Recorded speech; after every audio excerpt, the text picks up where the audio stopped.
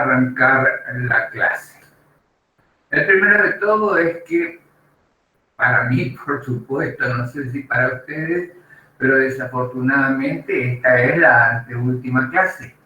Ya, aunque no lo crean, ha pasado el cuatrimestre y ya se vienen los parciales, el segundo parcial, el recuperatorio para lo que tengan que hacer y la defensa del trabajo para el grupo de los PP1.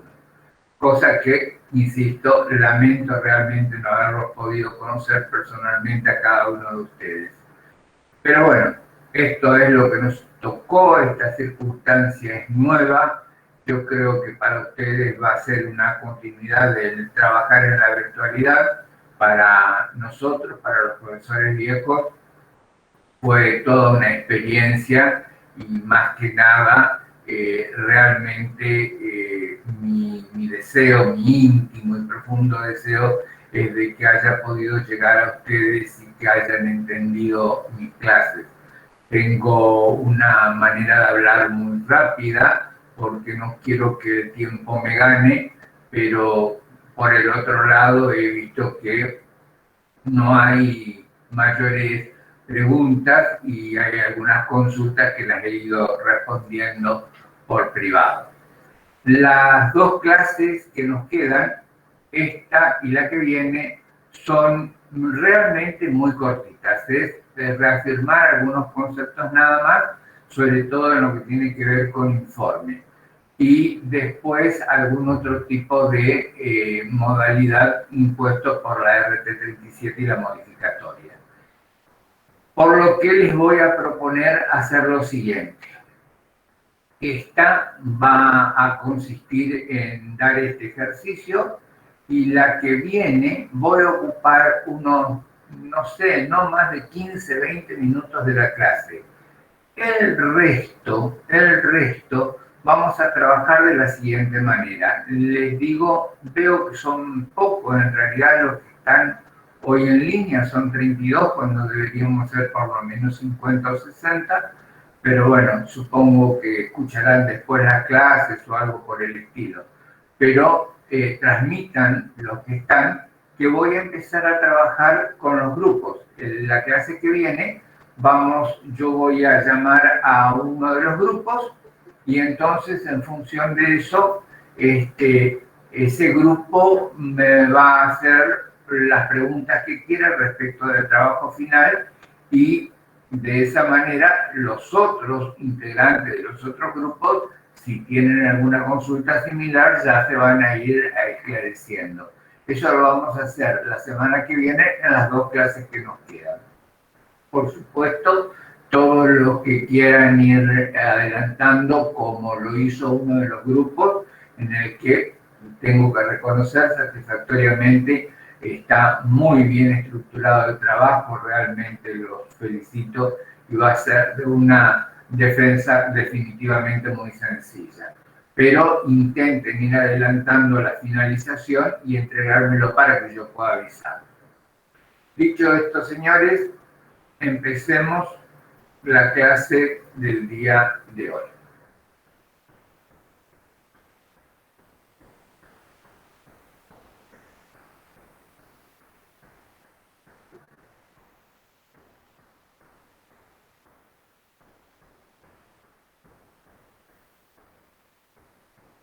La misma, como les decía, va a ser breve, porque el tema es más que nada, voy a pretender transmitirle la posibilidad de que ustedes vayan básicamente interpretando qué es lo que se quiere decir y cómo se resolvería el ejercicio. Para ello, señores, vuelvo a este cuadrito que sigue siendo para mí fundamental en el estudio y en el análisis de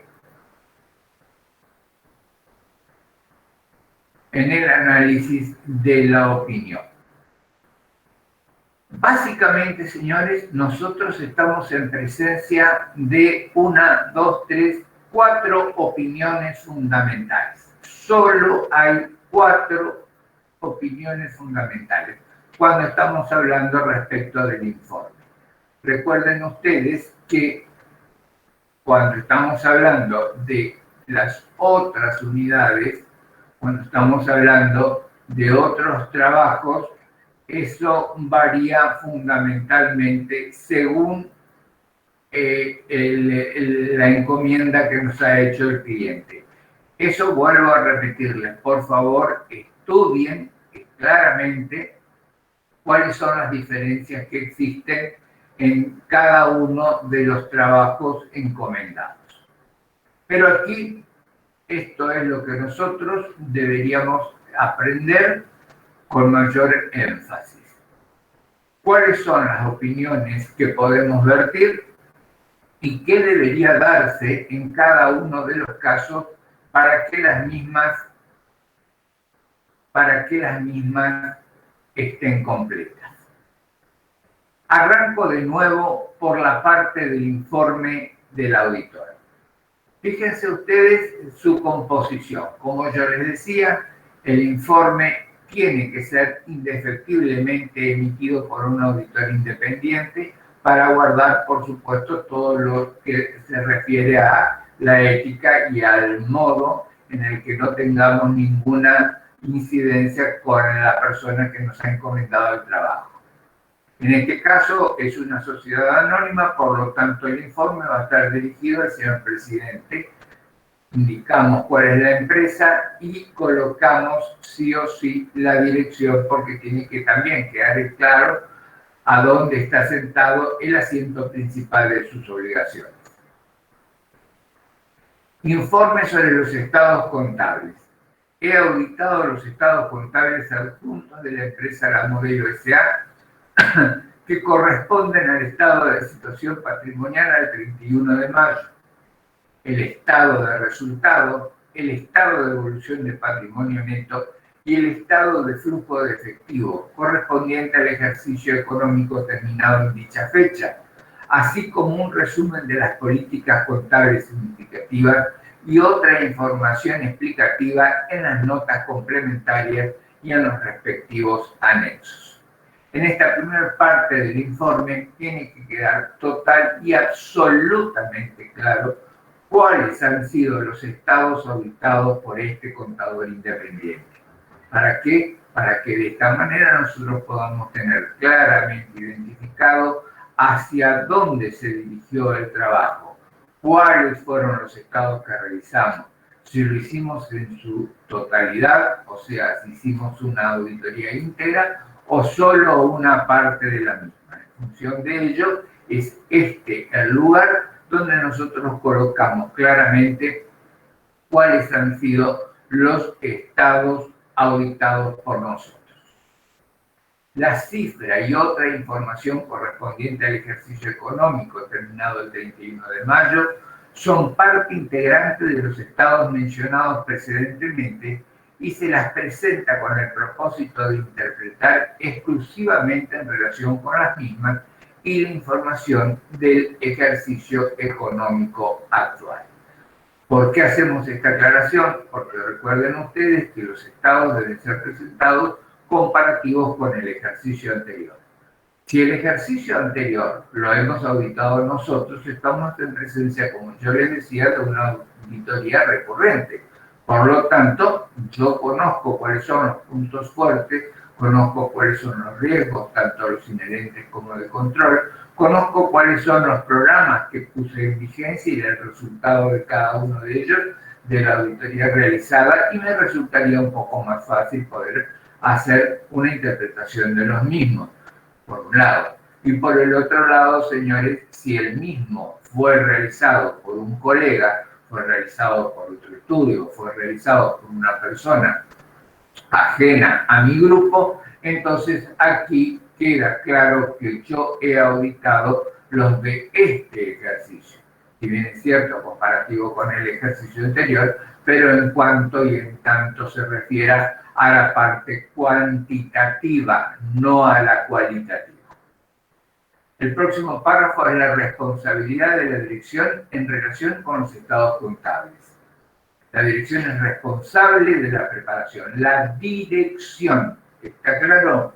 dirección es responsable, o la gerencia, o como quieran ustedes determinarlo, es responsable de la preparación, contenido y presentación de los estados adjuntos de conformidad con las normas contables profesionales argentinas y del control interno que la dirección considere necesario para emitir la preparación de estados contables libre de incorrecciones significativas debidas a fraude o error. En este párrafo nosotros dejamos asentado algo similar a lo firmado en la carta de gerencia, en donde claramente nosotros decimos quién ha sido el responsable de la confección de los estados contables. Luego, señores, viene la responsabilidad del auditor. Mi responsabilidad es expresar una opinión sobre los estados contables adjuntos basada en la auditoría realizada. He realizado mi trabajo de acuerdo con las normas de auditoría vigentes establecidas por ahora en la RT 37 y aprobadas por el Consejo Profesional de Ciencias Económicas, y aquí es donde nosotros debemos indicar de cuál, porque recuerde que cada consejo está facultado a aprobar sus propias resoluciones. Ergo, si el de Formosa o el de Corrientes tiene algo diferente, pues este es el lugar donde nosotros debemos dejar indicado cuál es la norma en la que nos basamos para la realización del trabajo. Estas normas exigen que cumpla con los requerimientos de ética, así como que planifique y desarrolle la auditoría para formarse una opinión acerca de la razonabilidad de la información significativa que contengan los estados contables considerados en su conjunto, preparados de acuerdo con normas contables profesionales. De esta manera, entonces, nosotros hacemos referencia no solamente a la 37 base para la elaboración del informe de auditoría, sino de todas aquellas que estén directo o indirectamente relacionados con el trabajo que he realizado. Una auditoría incluye examinar sobre bases selectivas. Ya lo repetí incansablemente, señores. Excepto que tengamos una actividad muy restringida con una muy escasa o mínima rotación de productos, no existe ninguna posibilidad de que la auditoría se base en la revisión íntegra y pormenorizada del 100% de los movimientos de la empresa. Los elementos de juicio que respaldan la información expuesta en los estados contables y no tiene por objeto detectar delitos o irregularidades intencionales. Recuerdan este párrafo, señores, los elementos de juicio que respaldan la información expuesta no tiene por objeto detectar delitos o irregularidades intencionales. O sea, puede ocurrir, pueden existir errores, sí, definitivamente. ¿Pueden existir delitos o irregularidades? Sí pueden, pero nosotros no somos los que estamos autorizados para decir que esa figura es un delito.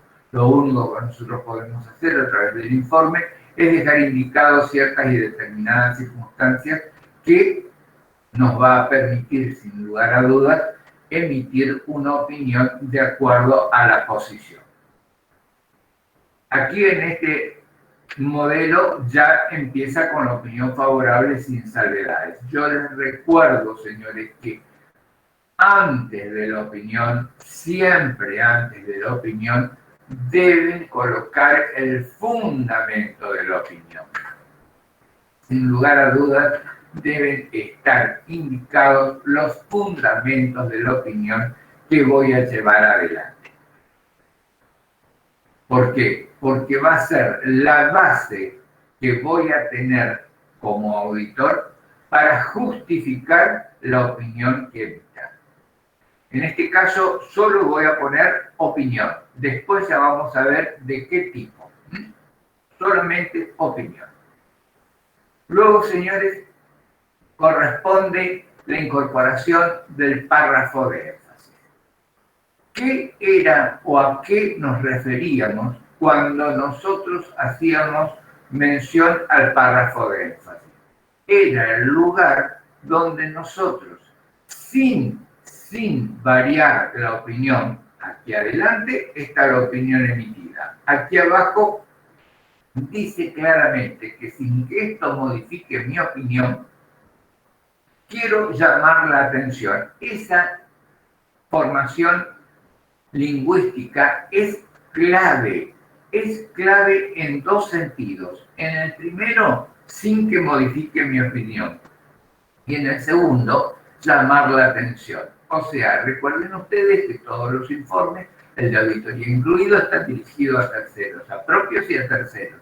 Y entonces es mi obligación como auditor el ver si he detectado alguna situación que a la corta o a la larga, en el ejercicio auditado o en los próximos que vienen, pueden hacer que cambie la situación de la empresa, porque recuerden que estoy en presencia de una empresa en marcha, lo que significa que tengo la intención de que esta empresa continúe. Ergo, debo dejarlo indicado. ¿Y qué dejo indicado en el párrafo de énfasis? Por ejemplo, un estado de incertidumbre sobre alguna situación, pero tiene que fundamentalmente el párrafo de énfasis basar su construcción en una incertidumbre que, al no cumplir básicamente con la condición de ser mensurable o cuantificable y claramente identificable, puede llevarnos a cambiar de opinión o puede llegar a tener una incidencia sobre alguna de las situaciones que se nos presentan. El próximo es el párrafo sobre otras cuestiones. Aquí, señores, sin lugar a dudas, recuerden ustedes, en este lugar, sí o sí, debo indicar claramente quién realizó la auditoría, quién realizó el informe de auditoría del ejercicio anterior. Los estados contables del ejercicio anterior fueron auditados por otro profesional. Y aquí, señores, ¿cuál es la composición de este párrafo? Claramente tengo que indicar quién es el profesional, cuál es su número de matrícula, en qué fecha emitió el informe y cuál fue la opinión vertida. ¿Está? Sí o sí, sin hacer ningún tipo de comentario, yo tengo que transcribir la opinión del profesional. Obviamente, en el caso de que yo haya realizado el informe de auditoría del ejercicio anterior, pues en el párrafo sobre otras cuestiones dirá solamente eso. Los estados contables del ejercicio anterior fueron auditados por mí, fueron auditados por mi estudio en tal fecha, emitiendo tal opinión. O sea, haya sido realizado por mí o haya sido realizado por terceros, en este párrafo, sin lugar a dudas, va a constar quién lo hizo, cuándo lo hizo, cuándo terminó, porque ¿qué les dije de la fecha, señores? A partir del 28 de agosto, él terminó el 27. A partir del 28 de agosto es mi responsabilidad lo que pueda llegar a encontrar. Con fecha anterior es responsabilidad del auditor que firmó ese informe de auditoría. La última parte del informe de auditoría versa sobre los requerimientos legales y reglamentarios. La primera parte tiene que ver con la deuda previsional del sistema de previsión argentino. ¿Esto qué significa, señores? Lo que yo les vengo diciendo y sobre todo haciendo referencia al ciclo de personal. Los sueldos se devengan en un mes, pero se pagan en el otro. Tanto el sueldo como las cargas sociales. Por lo tanto, cuando en el balance yo encuentre obligaciones a pagar, entonces de esa manera lo que tengo que saber es si están pagadas, pero a su vez lo que tengo que saber es si a la fecha del cierre de ejercicio las mismas son exigibles o no.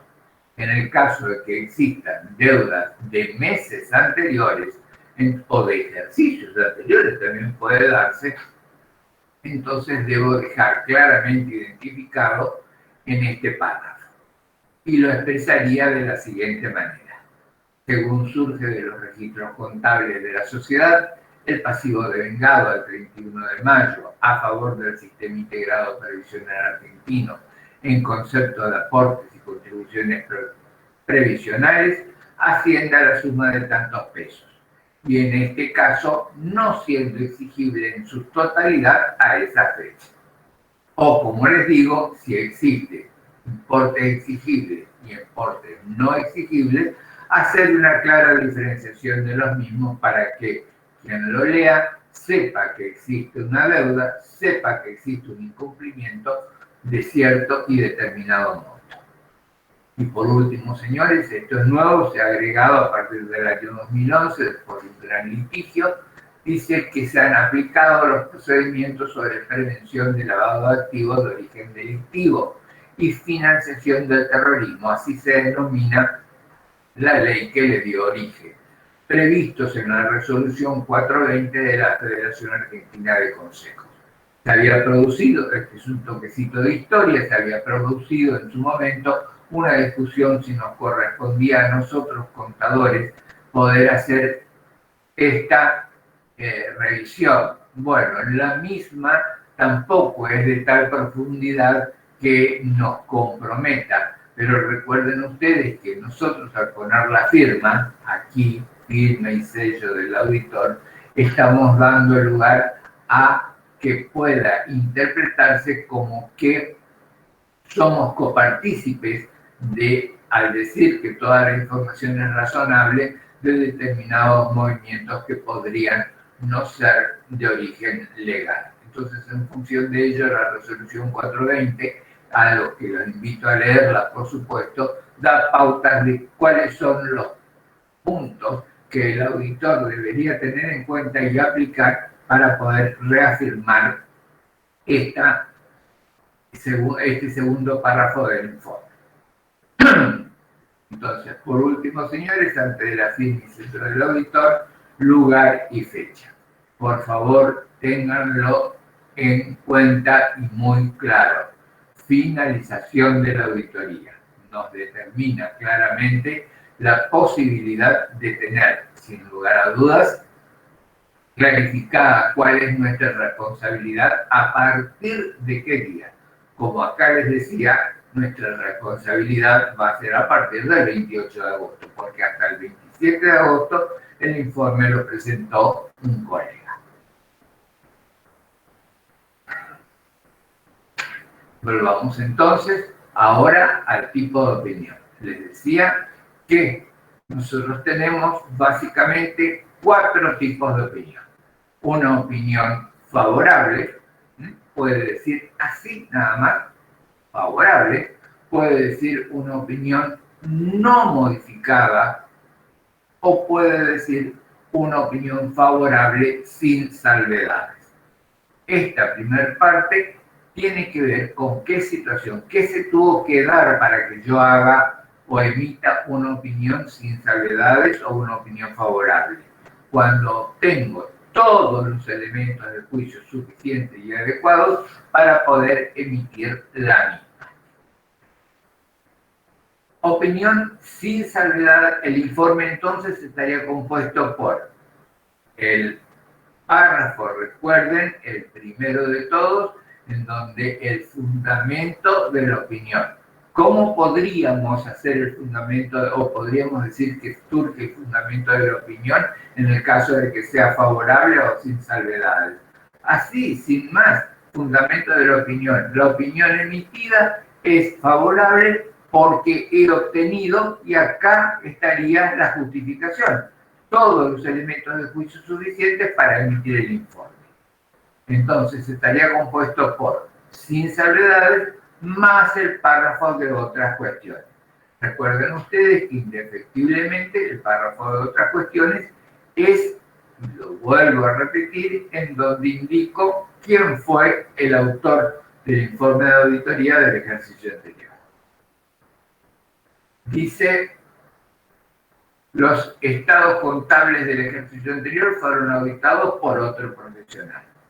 Cuando hay información adicional no incluida como objeto de la auditoría y que no esté auditada, ¿eso qué significa, señores? Que yo puedo encontrar que alguna información en algún registro, pero que no va a hacer cambiar mi opinión. Entonces también puedo colocarlo, puedo indicarlo. Restricción a la distribución del informe de auditoría. ¿Qué significa? ¿Qué pasa? Que puedo en alguno de los casos decir o intentar direccionar mi informe hacia ciertas y determinadas personas. No sería el caso de este informe general de auditoría en el que sí o sí voy a tener que indefectiblemente emitirlo para todos. La otra situación que se puede dar es una opinión sin salvedades más el párrafo de énfasis. ¿Qué decíamos? En caso de que existiera una incertidumbre, pero sin tener obviamente resultados y que estuviera claramente identificado en las notas a los estados contables, entonces emitimos una opinión sin salvedades y le agregamos el párrafo de énfasis. En caso de incertidumbre por resultados de juicios informados en notas, o en caso de peligro de continuidad del ente informado en notas, o estados contables preparados con un marco regulatorio de información contable que no es aceptado por las normas contables profesionales. Este último caso, como les decía, es de muy difícil ocurrencia, pero teniendo en cuenta, señores, que existen hoy diferentes alternativas en cuanto a esta situación total y absolutamente ajena a la voluntad de las empresas, como es la pandemia que estamos viviendo, podríamos tener la necesidad de expresar alguno de los ciclos en algo que aún no esté previsto en las normas contables profesionales. Entonces, en este caso, deberíamos dejarlo asentado en el párrafo de énfasis. Siempre, señores, lo importante es que no cambie la opinión.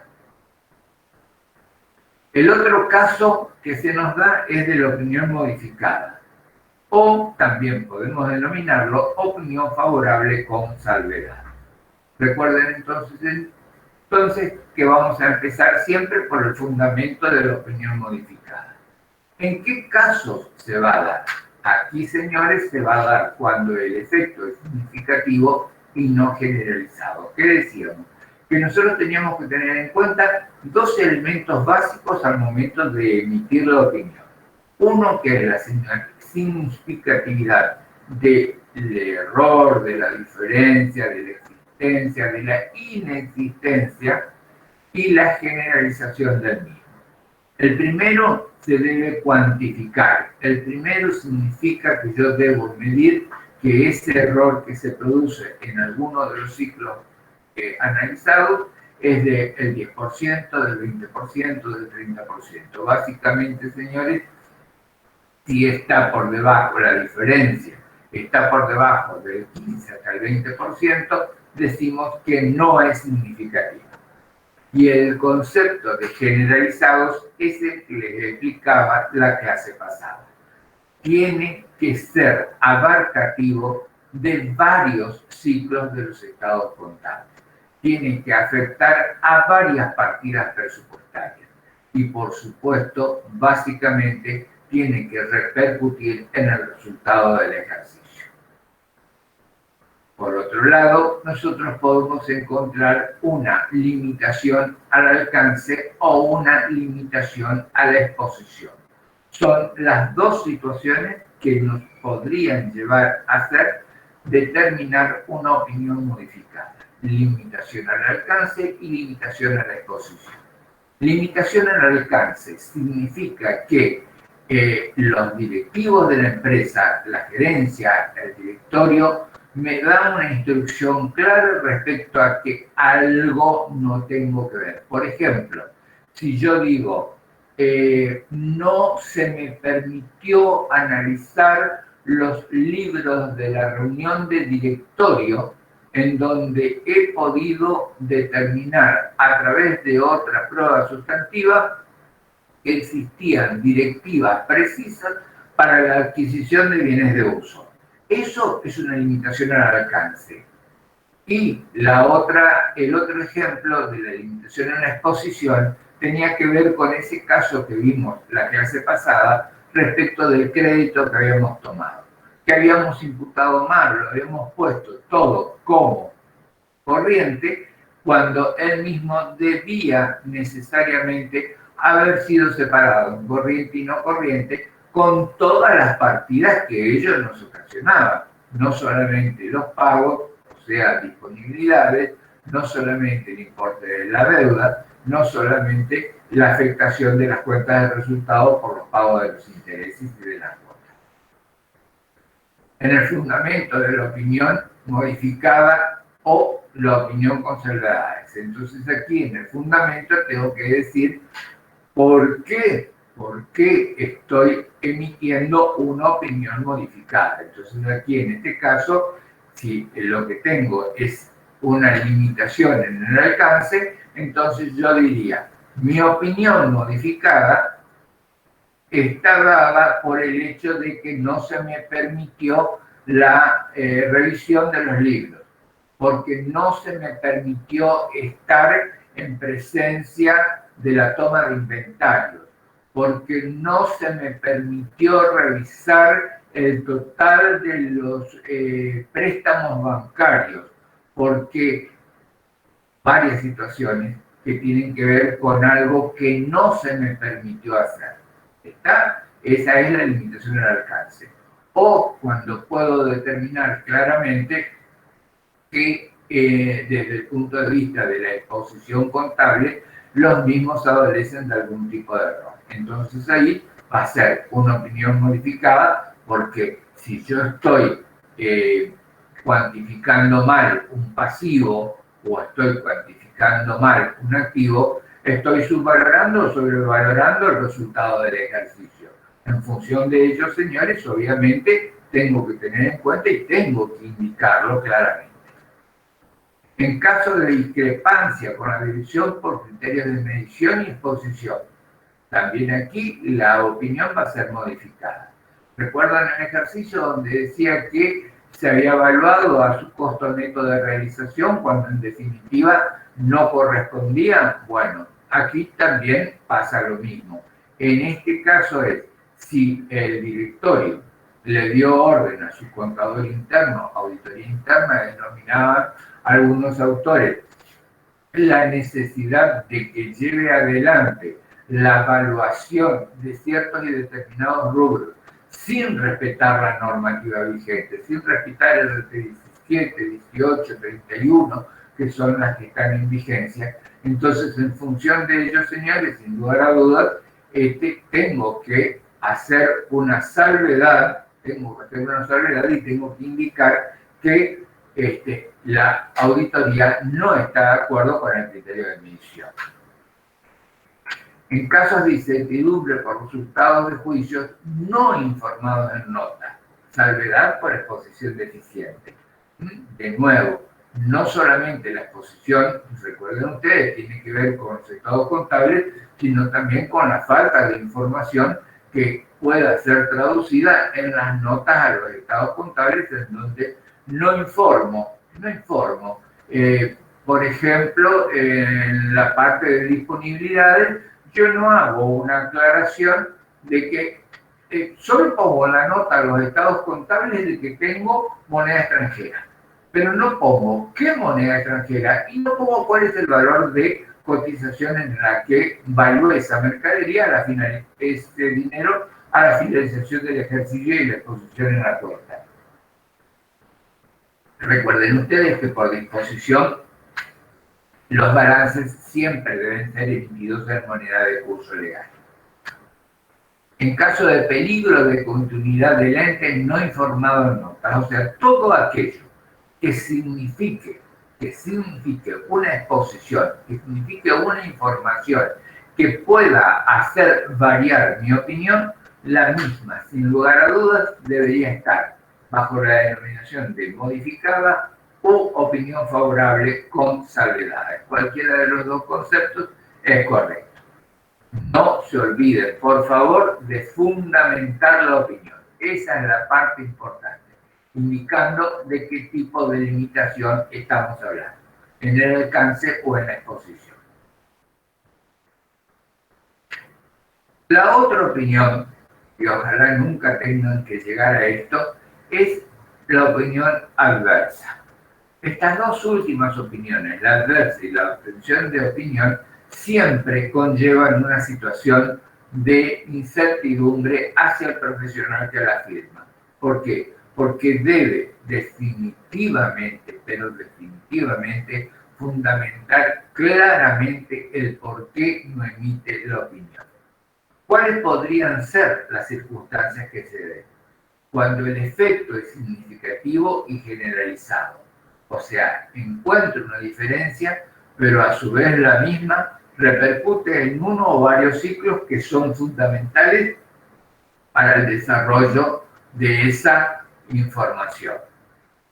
Eso sería respecto de una diferencia significativa y generalizada. Y por el otro lado, cuando los estados contables contienen errores materiales.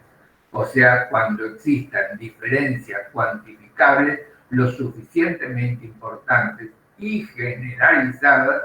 A ver, por ejemplo, he hecho una pésima evaluación de mi inventario. Entonces, de esa manera, recuerden ustedes que los bienes de cambio en los estados contables significaba, les dije, estamos hablando obviamente de la posibilidad de esta venta, de algo más que importante. En función de ello, fundamento de la opinión adversa y o opinión adversa, cualquiera sea el nombre que ocupe. Por último, señores, tenemos la abstención de la opinión. Cuando el efecto es significativo y generalizado, limitación al alcance, encalce de múltiples incertidumbres significativas. ¿Cuál es el fundamento de la abstención de la opinión?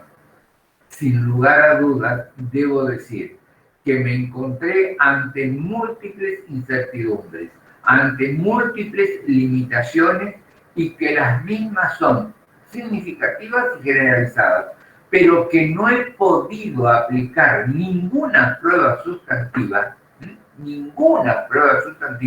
para poder determinar el origen de esos errores. ¿De qué estoy hablando? ¿Cuál sería el ejemplo? Señores, voy a circularizar a los proveedores, voy a circularizar a los clientes. ¿Qué dice el directorio? No, señor, no lo haga de ninguna manera. Cuando intento incurrir básicamente en alguna situación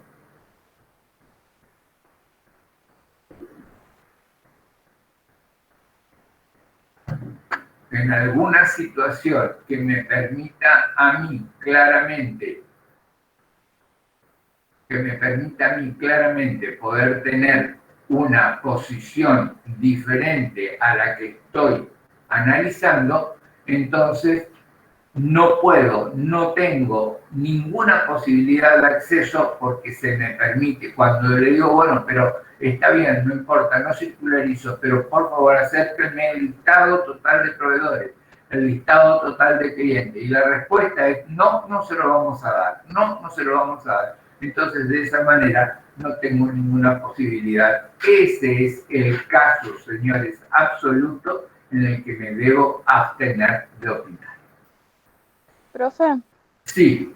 Esa imposibilidad de circularizar tiene que estar plasmada por escrito, ¿no? Sí, definitivamente. No te olvides que cuando hablamos de la circularización, ¿quién la tiene que hacer? La empresa la tiene que hacer. Entonces, cuando yo, auditor, le digo al directorio, le digo a la gerencia, por favor, manden, quiero circularizar a clientes, quiero circular a proveedores, ¿qué me van a decir? No. Bueno, entonces queda sentado en mis papeles de auditoría, en esa carta de gerencia, recuerden, por favor, que no me fue factible porque me negaron la posibilidad. Entonces, de esa manera queda claro el tema. ¿Se entendió? Sí, profe. Bien.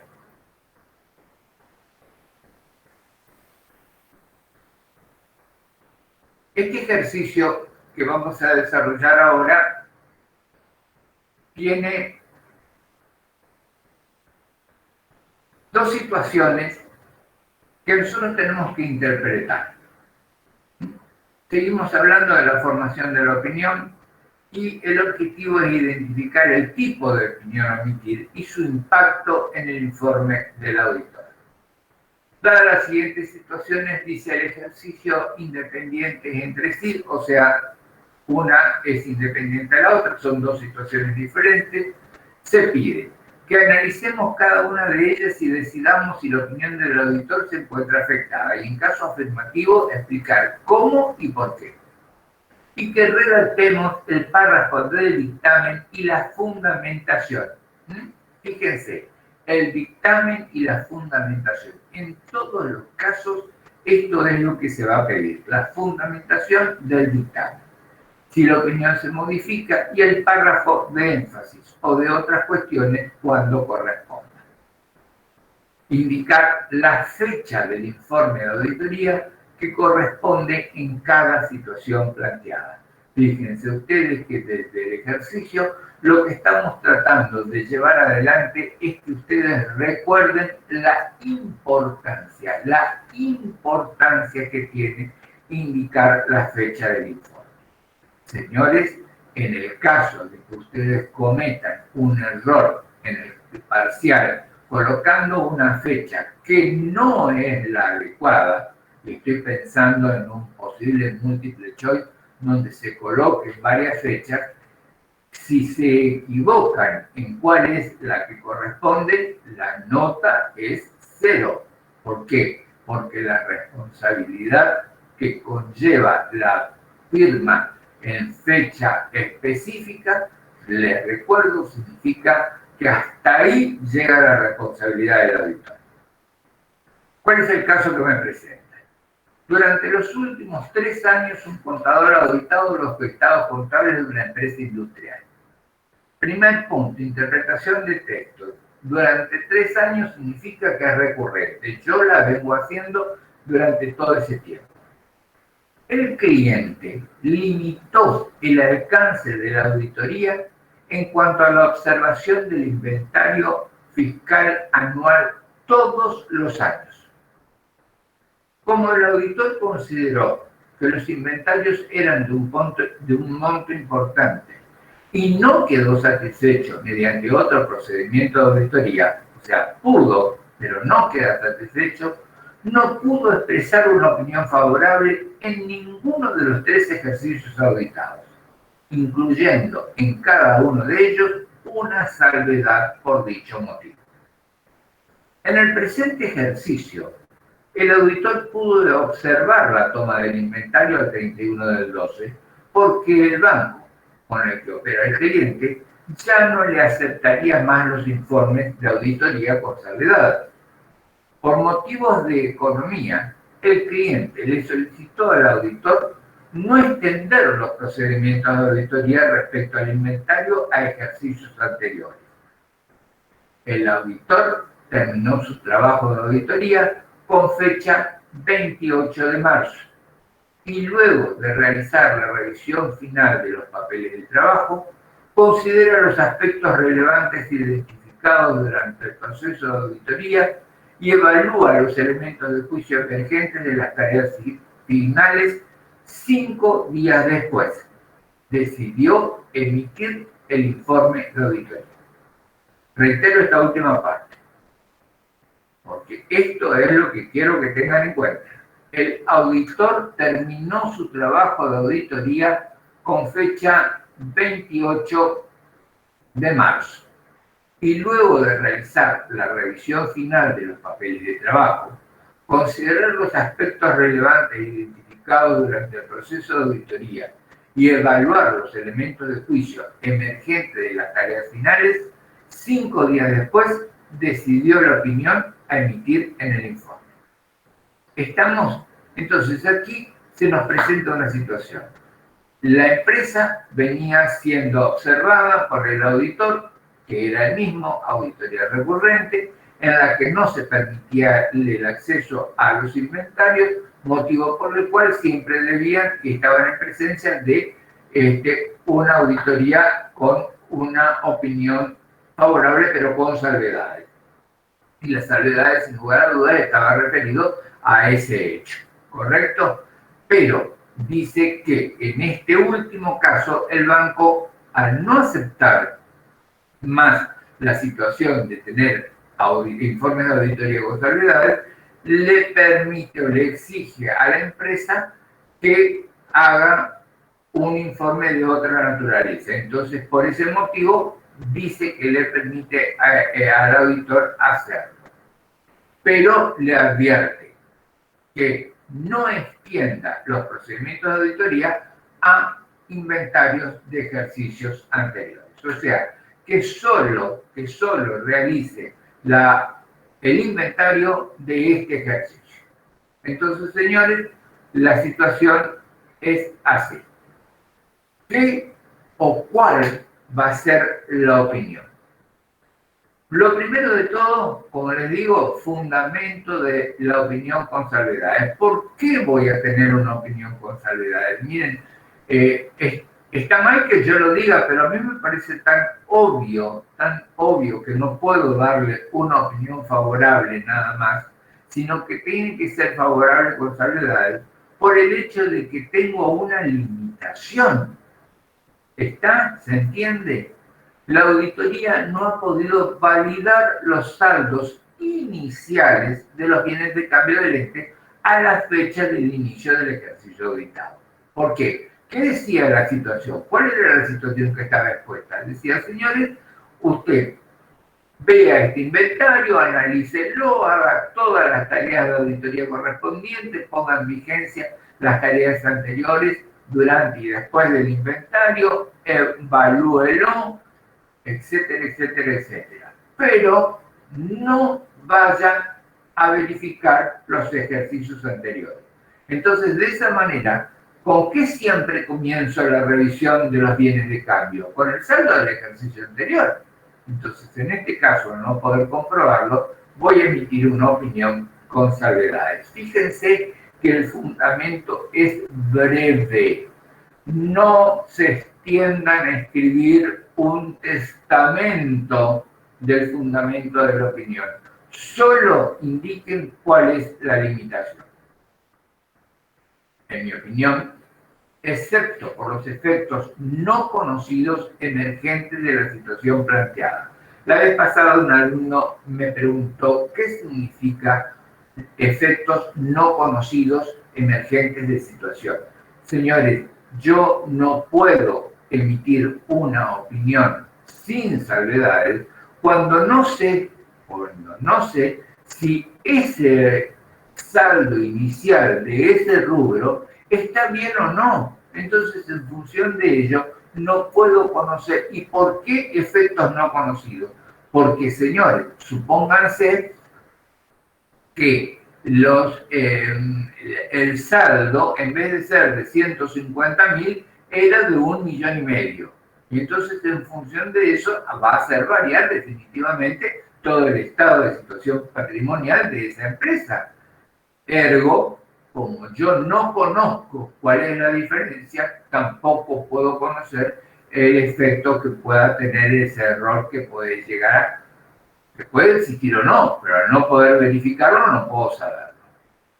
De la situación planteada en el punto 4, los estados contables auditados representan en todos sus aspectos significativos la situación patrimonial de la empresa al 31 de diciembre, así como sus resultados, la evolución del patrimonio neto y el flujo de efectivo correspondiente al ejercicio económico finalizado en esa fecha, y los que se han elaborado de conformidad con normas contables vigentes.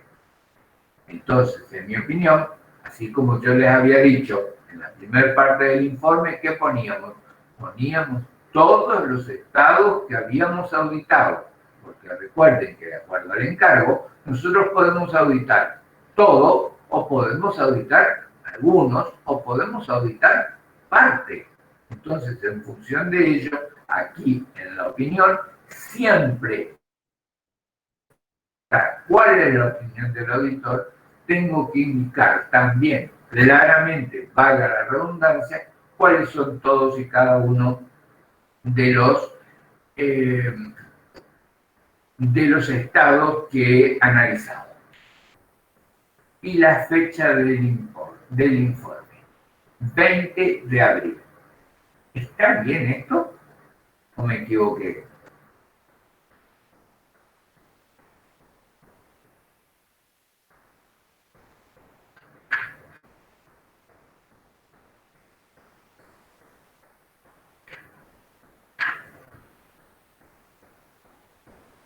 ¿Se fueron todos? ¿No hay nadie? ¿Me dejaron solo? ¿Está mal, profe? ¿Está mal? ¿Está bien o está mal? Está mal, ¿Por qué? porque va 28 de marzo. Niña, el 28 de marzo dice que terminó el trabajo de auditoría. Pero ¿cuándo lo opina? ¿Cuándo lo firma? ¿Cuándo lo emite? 5 días después. Obvio que es una trampa, ¿eh? A ustedes les encantan las trampas, bueno, acá ya les traje una. Fíjense que la fecha del informe es la fecha en la que decide emitir el informe. O sea, 5 días después, el auditor lo firma y lo presenta. Decidió la opinión a emitir en el informe. Entonces, señores, en función de eso, la fecha que corresponde es el 2 de abril. ¿Se entendió? Sí, profe, pero si sucede algo entre esos 5 días, De nuevo, no entendí tu pregunta. si sucede algo entre esos 5 días, entre la fecha que terminamos y la fecha que se emite. ¿Y qué puede suceder? Y no sé, ahora no se me ocurre, pero Bueno, suponte que ocurra un terremoto. No importa. Es la fecha en la que el auditor emite el informe final. ¿Mm? En la primera parte, ¿qué dice el ejercicio? Que termina, dice, terminó su trabajo de auditoría. No dice que lo firma y lo entrega. ¿Está? No dice que lo firme y lo entrega. Entonces, ¿qué dice? Que terminó el trabajo, pero agrega que se tomó 5 días más para qué? Para realizar la revisión final de los papeles de trabajo, considerar los aspectos relevantes identificados durante el proceso de auditoría y evaluar los elementos de juicio. O sea, estas son las tareas posteriores a esa finalización de su trabajo. Y en esto, el auditor se puede tomar 1 día, 2 días, 3 días, 5 días, 20 días, los que crea necesario. ¿Cuál es la fecha del informe, señores? Es la fecha en la que el auditor presenta el trabajo de auditoría. ¿Quedó claro? Profe, y en ese caso la responsabilidad iría hasta el 28 del 3 o hasta la fecha en que presenta. Hasta la fecha de presentación. Hasta, sin lugar a dudas, el 1 de abril es responsabilidad, o mejor dicho, hasta el 2 de abril es responsabilidad de esta auditoría todos los hechos que pudieran ocurrir. Gracias. De nada, niña.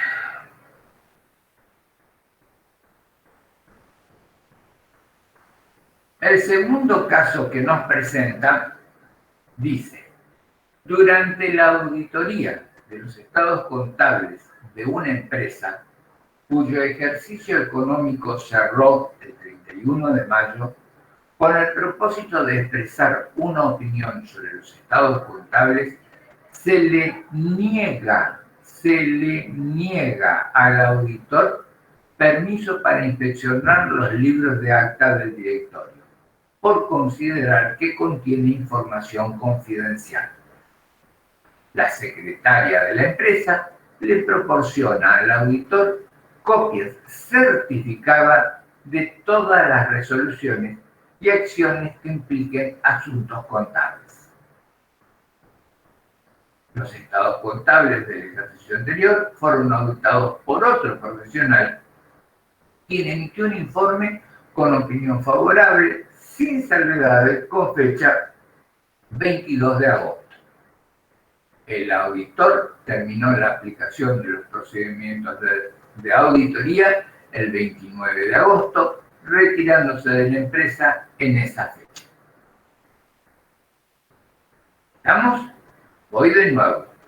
Durante la auditoría de los estados contables de una empresa cuyo ejercicio económico cerró el 31 de mayo, con el propósito de expresar una opinión sobre los estados contables, se le niega al auditor permiso para inspeccionar los libros de acta de directorio, por considerar que contiene información confidencial. La secretaria de la empresa le proporcionó al auditor copia certificada de todas las resoluciones y acciones que impliquen asuntos contables. Hasta aquí, señores, estaríamos en una situación media ambigua. Por un lado, me niegan la lectura de los libros de acta de directorio, pero por el otro lado dice que la secretaria me entrega copia certificada, lo que me estaría dando cierto aviso de seguridad de que son copias fiel del acta. Pero aclara, de asuntos contables, solo de asuntos contables. Recuerdo en el ejercicio donde nosotros decíamos, cuando estábamos hablando de control interno, que el directorio era el único que se encontraba autorizado para indicar cuáles eran las maquinarias que debían ser vendidas, su grado de obsolescencia, su amortización, su precio de reventa, etcétera, etcétera, etcétera. Ese, señores, no es un dato contable, pero es un dato sumamente relevante. Entonces, ¿tiene efecto? ¿Es significativa esta negación del directorio a permitirme ver los libros de acta? ¿Es de carácter generalizado? Son las preguntas que me voy a hacer siempre ante una situación. Esas dos preguntas no puedo dejar de hacerlas. Señores, anótenlo, subrayenlo, pónganlo en verde, rojo, amarillo, en una bandera tricolor. Las dos preguntas que me tengo que hacer frente a cualquier situación es: ¿esta situación que se me presenta tiene efectos generalizados? ¿Tiene un efecto significativo cuantitativamente? Según la respuesta, es la opinión. De nuevo, fundamento de la opinión. ¿Cuál va a ser el fundamento? O sea, definitivamente la opinión que voy a emitir va a ser con salvedades. Favorable, pero con salvedades. ¿Y la salvedad cuál era? ¿Cuál era la situación que se presentaba? La prohibición de inspeccionar los actos de los libros del directorio. Entonces, en el fundamento de la opinión, fíjense, señores, de nuevo, breve. ¿Quién suscribe no ha efectuado la auditoría del ejercicio anterior? Punto primero. Y el punto segundo es la auditoría no ha podido acceder a las actas del directorio del ejercicio auditado. ¿Qué pasó acá? ¿Por qué pongo quien suscribe no ha efectuado la auditoría del ejercicio anterior? Porque en el planteo del mismo nos decía que los estados contables del ejercicio anterior fueron auditados por otro profesional. Entonces, ¿qué corresponde? El párrafo de otras cuestiones. Ahí es donde yo tengo que asentar, recuerden ustedes, cuando estoy elaborando el informe, tengo que poner, señores, los ejercicios anteriores fueron auditados por un colega, por otro profesional, fulano de tal, matrícula de número tal, quien emite un informe con opinión favorable, sin salvedades, con fecha 22 de agosto. Eso es lo que nosotros debemos dejar asentado en ese párrafo. Por eso, en el fundamento de la opinión, aclaro de que quien suscribe no ha efectuado la auditoría del ejercicio anterior. este concepto, este párrafo en fundamentos, no sustituye el párrafo de otras cuestiones. ¿Está claro? Lo coloco aquí, pero también lo coloco en el párrafo de otras cuestiones. Opinión. En mi opinión, excepto por los efectos no conocidos emergentes de la situación planteada en ese punto, los estados contables auditados representan en todos sus aspectos significativos la situación patrimonial de la empresa, así como su resultado económico finalizado en esa fecha, los que se han elaborado de conformidad con las normas contables vigentes. Y de nuevo, señores, la misma situación que les vengo repitiendo. En todos y cada uno de los casos, por favor, indiquen cuáles son los estados auditados. Y por último, la fecha del informe. Dice, el auditor terminó la aplicación de los procedimientos de auditoría el día 29 de agosto, retirándose de la empresa en esa fecha, 29 de agosto. La pregunta entonces es, ¿cuál es la fecha del informe? 29 de agosto, el último día en el que el auditor se presentó y dejó de hacer cualquier tipo de observación en la empresa. La diferencia entre esta fecha de informe y esta es que en este caso termina su revisión, pero continúa haciendo un análisis de la documentación. Y el día que firma y presenta el informe de auditoría es la fecha del informe. En este segundo caso, dice que termina y se retira de la empresa. Ergo, no tengo ninguna otra posibilidad de saber que esta es la última vez en la que el auditor estuvo presente en la empresa y por lo tanto esa es la fecha del informe. Profe, Sí, ¿puede ser que haya terminado un mes antes del informe? sí, por supuesto. Eso ya corre por cuenta del auditor, ¿no? Indudablemente, porque me parece que nos estamos olvidando que en el programa de auditoría nosotros vamos a poner cuál va a ser la fecha de entrega del informe. ¿Recuerdan esa parte de teoría? ¿Recuerdan el programa que el último de los puntos más allá de los honorarios es que el trabajo va a finalizar en tal fecha? Bueno, esa tiene que ser coincidente. ¿Por qué digo esto? Porque yo puedo terminar hoy, que es 20, no sé cuánto, 28 de octubre, pero voy a presentar mi trabajo, voy a firmarlo y a entregar el informe de auditoría el 5 de noviembre. ¿Cuál es la fecha del informe? 5 de noviembre. ¿Por qué? Porque esta es la fecha en la que lo firmo y lo entrego. Pero lo terminé hoy, pero me quedo revisando, me quedo haciendo análisis, porque supónganse ustedes que es una empresa grande.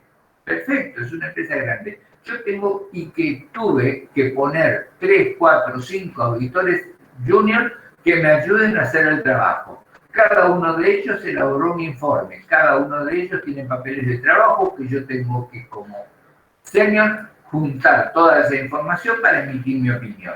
¿Cuánto me lleva? ¿Un día, un mes? Perfecto. Entonces, en función de eso, el día en que firmo y entrego el trabajo es la fecha del informe. El día que me voy de la empresa es la fecha final del informe. ¿Se entiende? Sí, profe, perfecto. Perfecto. Bien, señores, con esto está terminado este ejercicio que, como les dije, es muy breve y tenía básicamente por objetivo el hacer un análisis de situaciones. El ejercicio que viene, fíjense que tiene que ver con los otros informes que el auditor puede hacer.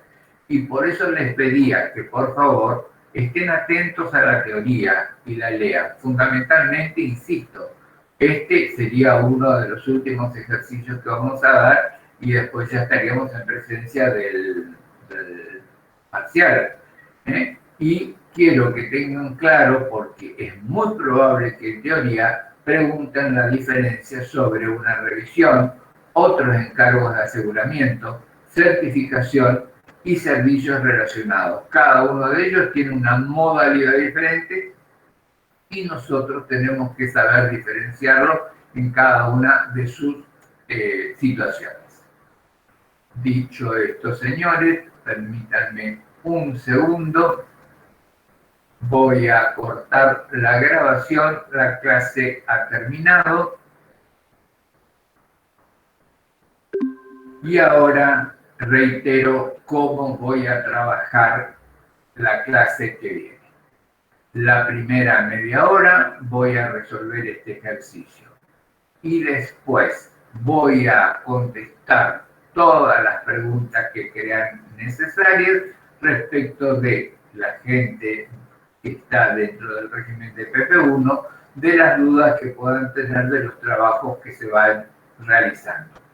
Obviamente, señores, me van mandando todas las consultas que necesitan para que yo pueda ir contestándolas en tiempo y forma. Caso contrario, algún representante de cada uno de los grupos va a interactuar conmigo aquí en forma presencial. Dicho esto, señores, que tengan buenas tardes y los espero leído y con el trabajo final adelantado la clase que viene. Los veo.